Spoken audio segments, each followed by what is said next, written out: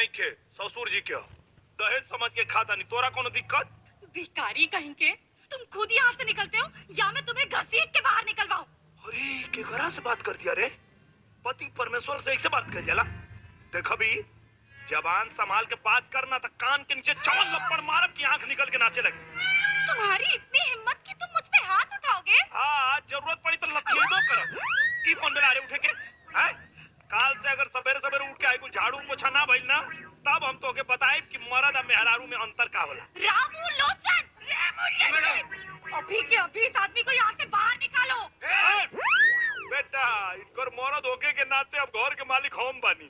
अब ऑर्डर इनकर ना हमार चली। हमारा के निकाल ले बोलो तो नहीं लोग के निकाल दे। नहीं मालिक। अरे हाँ अब तू मुंह का देखा तारी रे हैं?